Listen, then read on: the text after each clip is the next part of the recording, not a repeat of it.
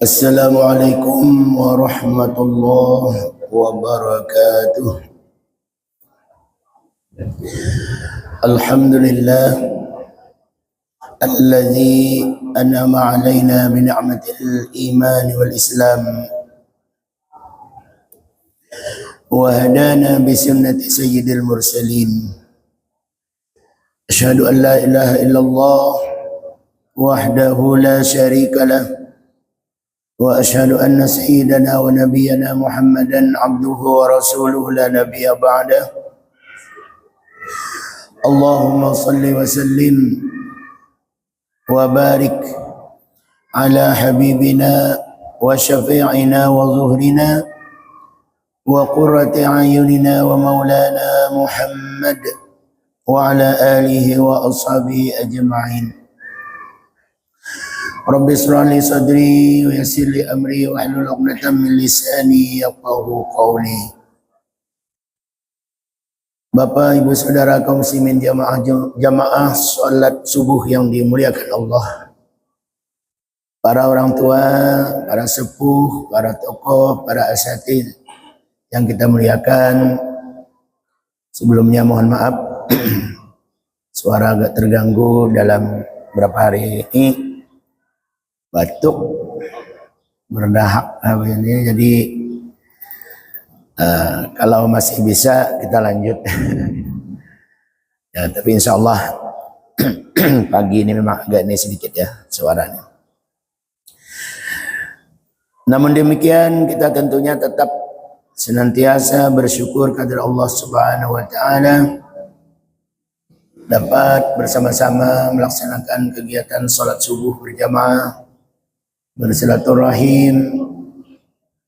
Juga tujuan pertama kita setelah bangun dari tidur ke tempat yang mulia ini adalah yang menjadi sebuah rutinitas yang semestinya. Jadi begitu kita beraktivitas, bangun tidur, yang pertama kita tuju itu atau kemana kita melangkah itu ke tempat ibadah. Bukan menafikan saudara-saudara kita yang mungkin ke pasar, ke kebun, ya, karena sudah sholat di rumah, gitu kan.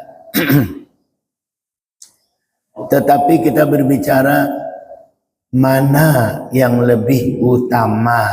Nah, kalau bicara mana yang lebih utama, langkah pertama kita itu adalah menuju tempat ibadah, masjid.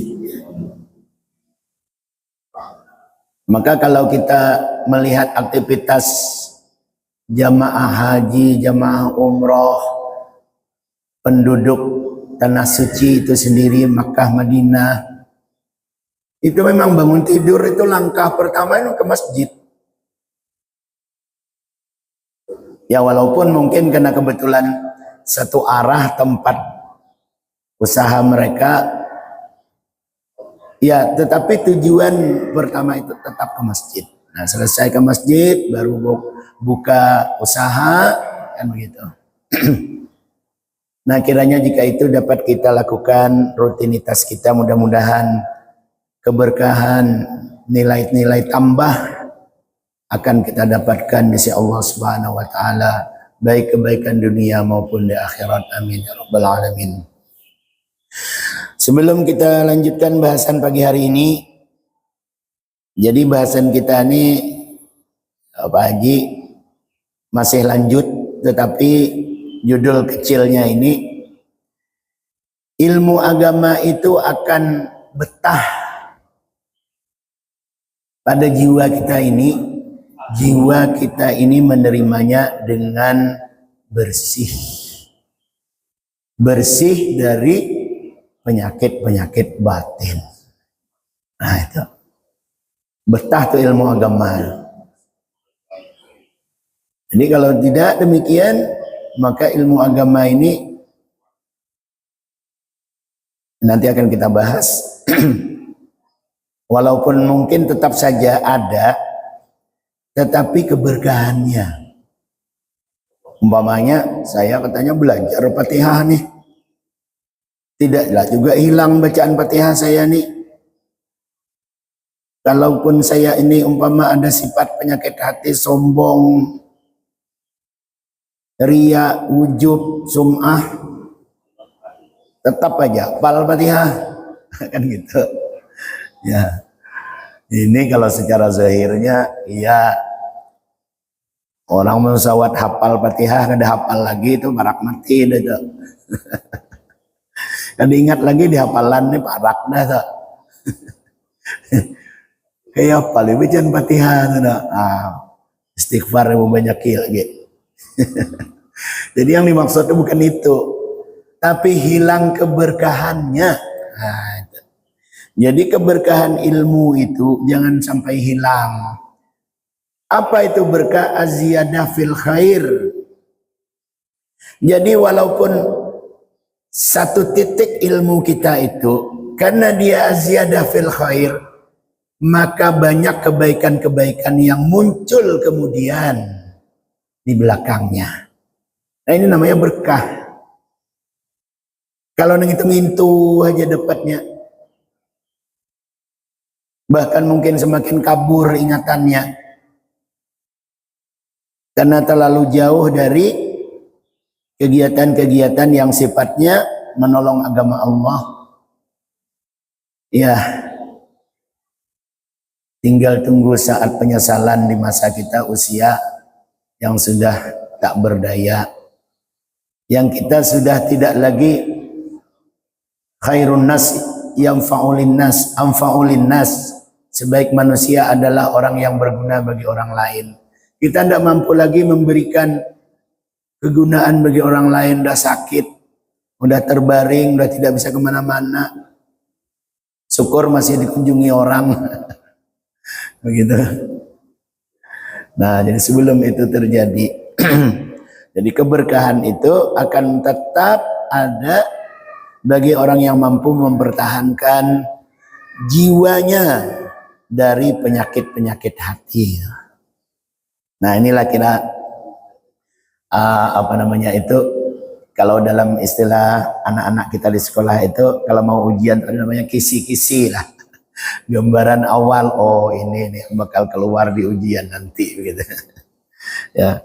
Maka sebelum kita mulai, mari kita hadiahkan bacaan surat Al-Fatihah li musannifi hadzal kitab, juga kepada guru-guru kita, orang yang telah mendahului kita, orang yang berjasa dalam hidup kita, dan juga tentunya orang tua kita, dan kepada kaum muslimin dan muslimat, serta mudah-mudahan kita mendapatkan keberkahan hidup di dunia dan di akhirat. Ala hadiniyah wa ala kulli niyatin salihah ila hadratin Nabi Mustafa Rasulullah sallallahu alaihi wa alihi wasallam. Syai'un lillahi lahumul Fatihah. Bismillahirrahmanirrahim. Alhamdulillahirabbil alamin arrahmanir rahim maliki yaumiddin. Iyyaka na'budu wa iyyaka nasta'in ihdinas siratal mustaqim siratal ladzina an'amta 'alaihim ghairil maghdubi 'alaihim waladdallin amin. Bismillahirrahmanirrahim. Qala al-musannifu rahimahullah, wan najasatu ibaratun amma yajtanibu wa yatlubul abdu minhu. Dan najis itu hanyalah suatu percontohan, ibarat, umpama, ada bahasa kitanya ya. Amma yajtanibu, sesuatu yang semestinya kita jauhi. Wa yatlubul abdu minhu, dan orang hamba Allah ini pasti ingin menuntut itu, artinya menjauhi daripada najasah tersebut. Dengan apa? Yatlubul abdu minhu, menuntut ilmu agama itu dengan menjauhi penyakit-penyakit yang digambarkan sebagai najasah. Wa khaba'is, khaba'is itu kalau najasah itu najis, ya. Khaba'is itu apa? Khaba'is itu kalau bahasa kitanya kotoran. Kira-kira kalau kotoran itu najis enggak? Kan gitu. Kalau najis bisa jadi secara fisik dia itu terlihat tidak kotor. Umpama contoh lah, najis apa nih kita mau ambil nih? Katakanlah anjing, maaf, anjing. Anjing ini najis mughalladhah. Ya. Ketika tuannya dimandikannya ini anjingnya nih, disabunnya, dikasihnya sampo, macam-macam lah pokoknya. Akhirnya ini si anjing glowing dia dengan pembersih-pembersih yang memang untuk perawatan binatang anjing nih. Bersih kan dia tuh. Bahkan bagi tuannya ini mungkin diselimuti lah apalah, bersih dia. Tapi dia adalah najis. Nah itu, jadi kan najis itu bisa aja kelihatannya dia bersih gitu kan, tapi dia adalah najis. Contoh lainnya yang bukan mughalladhah, najis umum.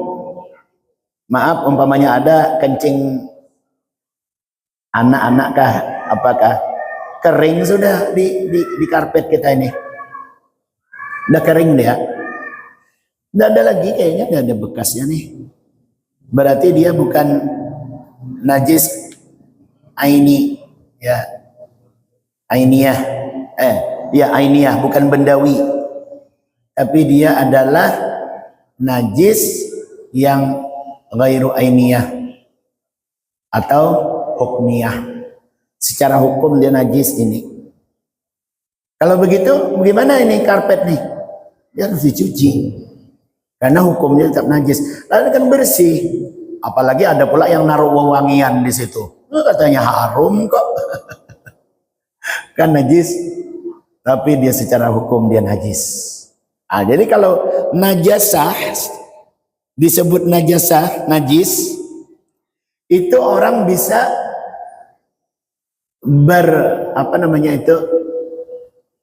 perspektifnya, apa bahasa kitanya tuh lah, beranggapan bisa jadi kelihatannya bersih ya, tapi secara hukum dia najis. Hati-hati terbawa sholat tidak sah kan gitu. Nah, tapi khaba'is Allah. Makanya kan orang kafir itu dia kan disebutkan dalam Al-Quran innamal musyrikuna najasun. Firman Allah Subhanahu wa taala itu, sesungguhnya orang musyrik, orang kafir, orang syirik kepada Allah itu najasun, najis. Itu penjelasannya surah At-Taubah ayat 28 catatan kakinya.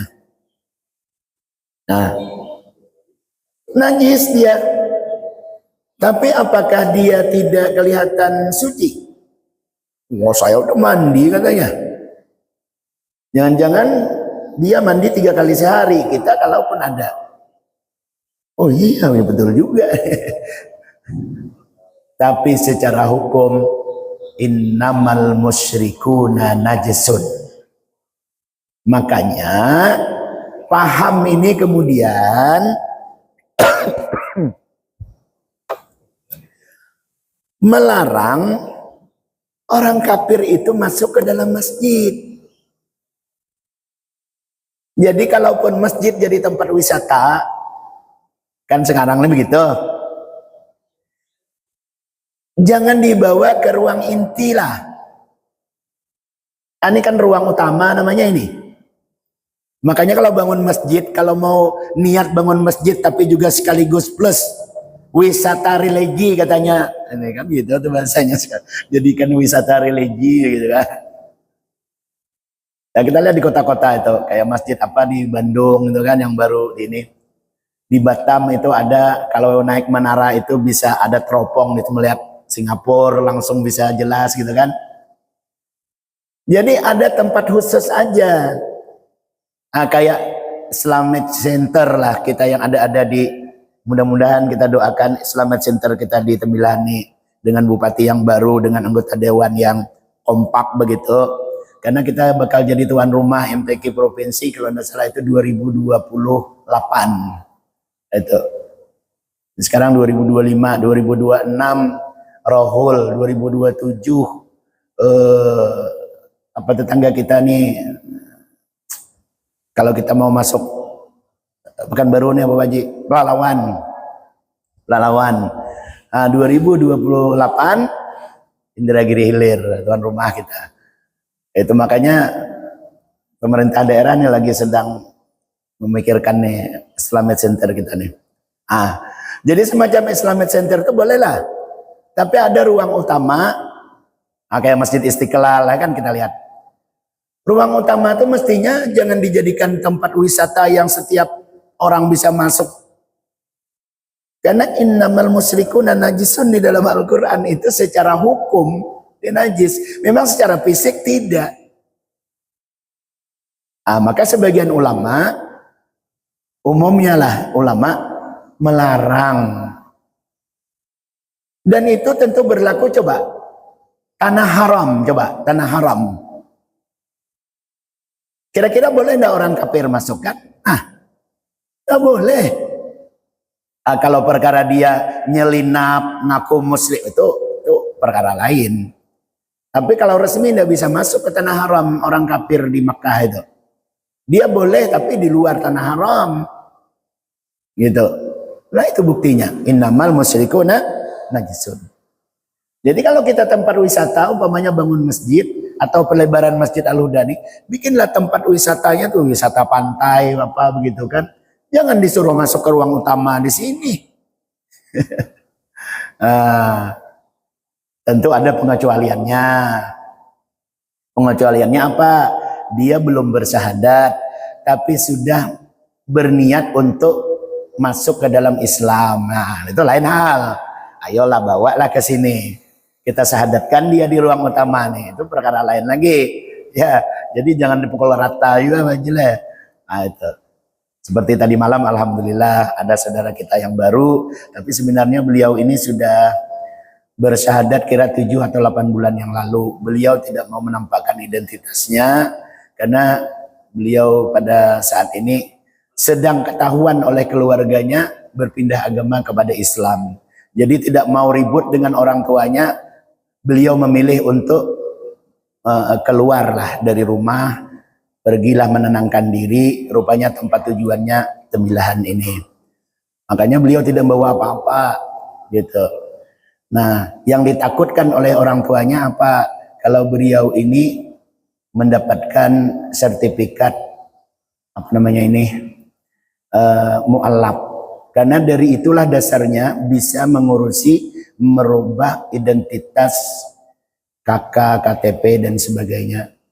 Dari situ mulainya. Itu yang ditakutkan oleh orang tuanya. Makanya di Pekanbaru kata beliau tidak direkom oleh masjid yang dimana dia bersyahadat. Gitu. Karena masjid itu juga adalah semacam mendapat bantuan-bantuan dari, rupanya beliau ini adalah orang penting di sebuah perusahaan. Nah, itu. Jadi itu alasannya. Tapi alhamdulillah kita di sini welcome, kita terima ada bagian yang di pengurusan Al-Huda ini yang dapat menguruskan itu. Ini saudara kita, gitu. Nah, jadi kalau ada saudara-saudara kita yang begini ini jangan diabaikan. Ya, orang berniat mau masuk Islam lalu kita persulit. Nauzubillah ya. Bahkan kapan perlu nih, kalau ada yang niatan begitu tuh peribahasanya tuh, kita sadatkan berduaan aja pun tidak apa-apa dulu. Nah nanti baru formalnya, dibawa kemana yang jadi saksi siapa gitu kan. Yang penting masuk dulu, jangan dibiarkan dia liar. Katanya saya dicuekin juga dalam Islamnya, udahlah, udah jadilah aku kayak itu. Ya, namanya juga mu'allaf perlu bimbingan. Dia sudah dapat hidayah, tapi hidayahnya harus dikawal terus. Siapa yang ngawal? Ya kita, saudara-saudaranya yang sudah turun-temurun dalam Islam. Kan gitu. Makanya ada apa namanya itu? Dalam asnaf 8 itu wal mu'allafati qulubuhum. Kan itu asnaf 8 tuh. Itu bukti bahwa kita peduli Islam ini kepada saudara-saudara kita yang di luar, begitu ya dia masuk ke dalam Islam.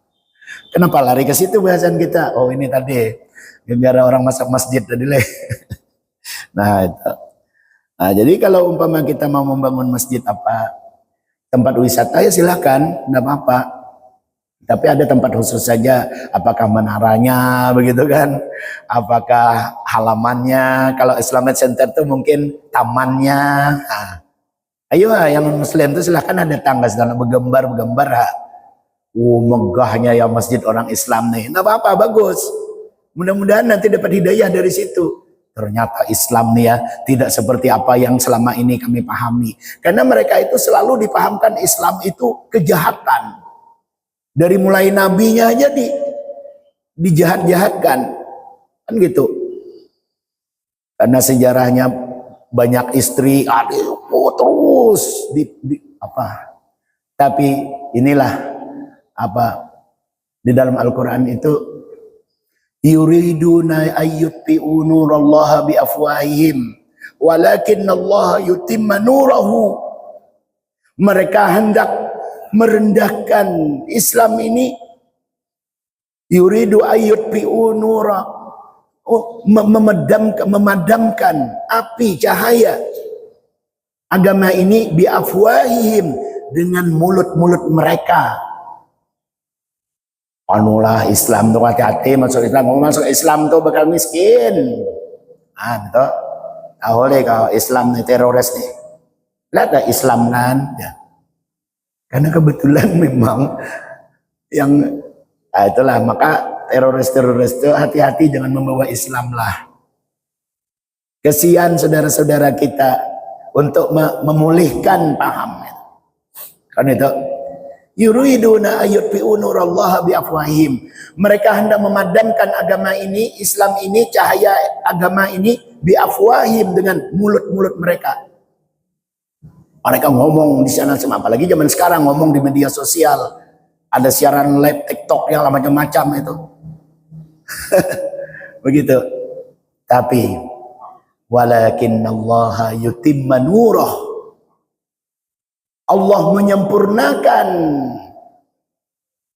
agama ini justru dari mereka yang membenci tadi itu, berbondong-bondong masuk ke dalam Islam.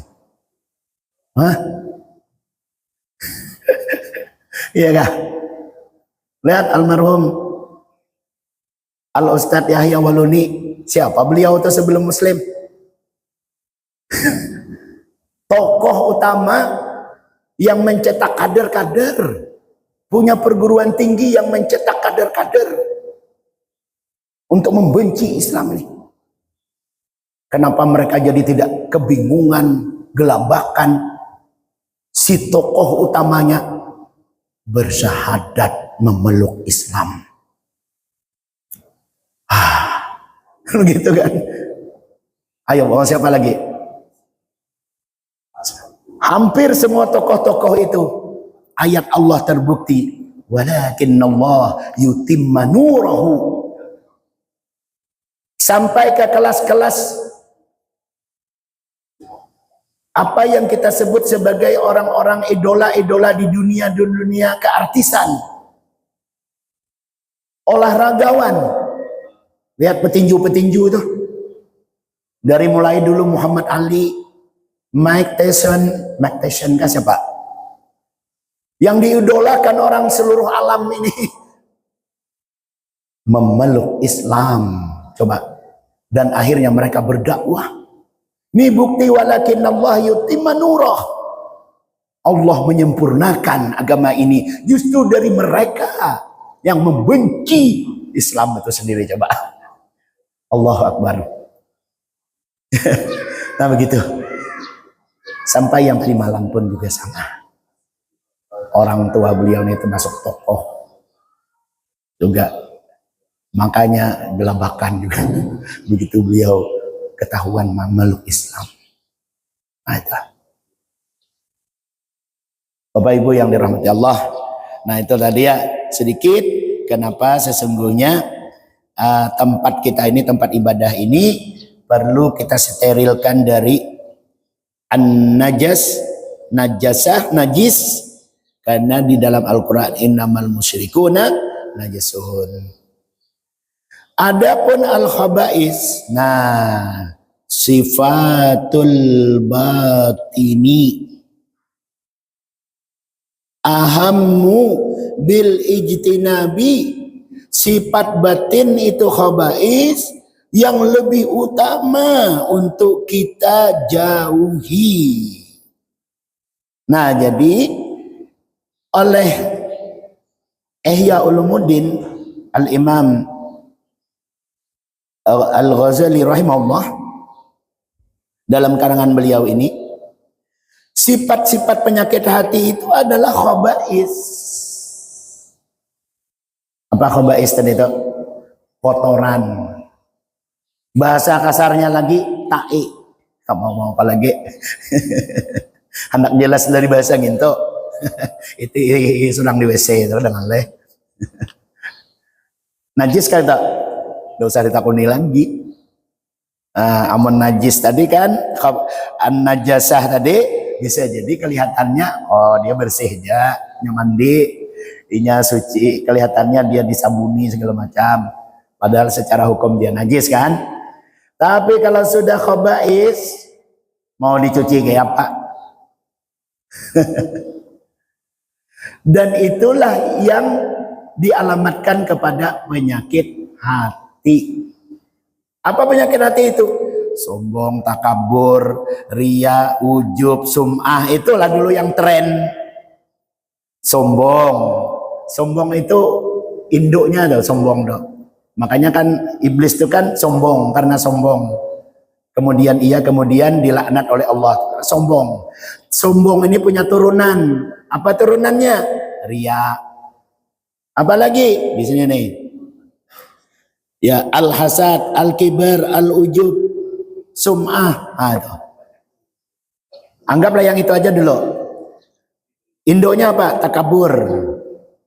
Takabur ini melahirkan ria. Ria tidak mungkin ada kalau tidak takabur. Kenapa? Ria itu bahasa kitanya pamer.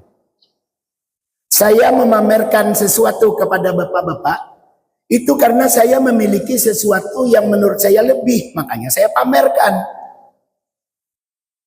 Maka dalam hal agama itu namanya sombong. Tapi kalau dalam bahasa bisnis itu boleh. Pamer itu boleh dalam bahasa bisnis. Nah, dalam muamalah boleh. Nah, ini saya ada sesuatu yang saya tawarkan ke Bapak, perumahan. Nampaknya perumahan ini belum ada di sini. Nah, ini kami tawarkan. Kan pamer kan? Sesuatu yang lebih toh. Ini boleh. Kenapa? Dalam hal muamalah. Boleh. Jadi pamer riya dalam tanda kutip bahasa agamanya. Kalau dalam hal bisnis, tapi tidak pukul rata pula nanti ujungnya. Jangan pulang pukul rata ayo semuanya. Nanti lihat dulu kasus per kasus. Jadi kalau mau pamer dalam pengertian promosi, memperkenalkan sesuatu yang dianggap mungkin ini baru, ini hal yang dianggap lebih dari yang selama ini ada, silakan. Namanya kita juga usaha, kan begitu. Semua kita usaha begitu kok. Ya tuh. Kenapa ada pelang-pelang di depan toko-toko itu? Toko menjual pakaian ya, kenapa itu? Itu namanya pamer. Boleh enggak tuh? Boleh. Kenapa boleh? Bisnis. Nah itu. Jadi jangan pula ria itu dipukul rata kada boleh. Ria yang mana yang kada boleh, yang dianggap penyakit hati itu. Nah, ini. Jadi ya asal muasalnya itu apa? Itu tadi sombong. Sombong melahirkan ria. Ria itu perlu adanya objek. Jadi ria itu tidak muncul kalau tidak ada objek. Target. Saya mau memamerkan kehebatan entah diri saya, entah yang saya miliki. Tapi ada objek. Kemana objeknya?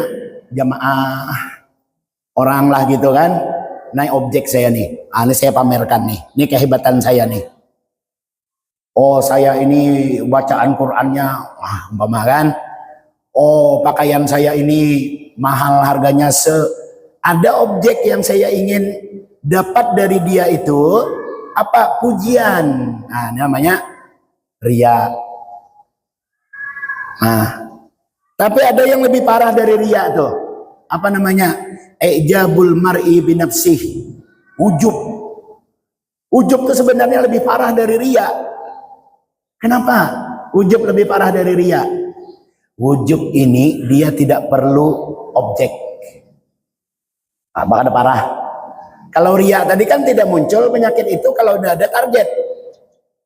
Saya mau sombong dengan apa di masjid tidak ada orang. Saya mau sombong apa di jalan tidak ada orang melihat. Kayaknya kalau orang melihat baru aku bersombong. Kan gitu, ada target. Itu ria. Tapi wujub itu namanya merasa bangga kepada diri sendiri. Kapan dan dimanapun, adakah orang, adakah orang, kada penting. Yang penting saya paling hebat. Ujub. Coba parah leh. Jadi objeknya ya dirinya sendiri. Merasa hebat tadi Pak. Kalau bahasa sehari anak-anak kita GR, gede rasa. Hebat seorang. Gitu. Adakah orang memuji, kada penting. Nah itu bedakan dengan ria. Sum'ah di mana sum'ah? Nah ini waktu kita habis biar keempatnya tadi terjawab. Sum'ah di mana? Sum'ah itu dari kata-kata sami'ah. Apa sami'ah itu? Ingin mendengar respon orang. Jadi perlu bantuan. Jadi saya umpamanya perlu bantuan Pak Haji. Pak Haji, kayak apa tadi respon orang lain? Wah hebat Pak Haji. Wah, kagum orang melihat. Nah baru saya muncul sum'ah. Jadi saya perlu mendengar dulu cerita dari orang. Kan sama juga kan sebenarnya leh. Itulah. Jadi selama penyakit-penyakit itu ada di dalam diri kita, itulah kata Al-Imam Al-Ghazali rahimahullah dalam kitab Ihya-nya, khaba'is. Apa itu khaba'is? Kotoran. Bagaimana ilmu agama bisa betah sementara kita berlumur kotoran? Nah, itulah kiranya yang bisa saya sampaikan. Mohon maaf kekurangan. Saya yang menyampaikan adalah sesuatu yang hanya datangnya dari Allah. Mari kita ambil hidayah ini dari Allah. Segala kekurangan saya mohon maaf. Terima kasih. Wallahul muwaffiq ila aqwamit thoriq. Billahi taufiq wal hidayah. Assalamualaikum warahmatullahi wabarakatuh. Bismillahirrahmanirrahim. Alhamdulillahirabbil alamin wassalatu wassalamu ala asyrafil mursalin. Allahumma anfa'na bima 'allamtana wa 'allimna ma yanfa'una warzuqna 'ilman yanfa'una. Allahumma ij'al jam'ana hadza jam'an marhuma wa tafarruqana min ba'dihi tafarruqan ma'suma. Allahumma la taj'al fina wa la ma'ana shaqiyya wa la mahruma. Rabbana atina fid dunya hasanah wa fil akhirati hasanah wa qina adzaban nar. Wa sallallahu ala sayyidina Muhammad wa ala alihi wasallam. Alhamdulillahirabbil alamin. Taqabbalallahu minkum minna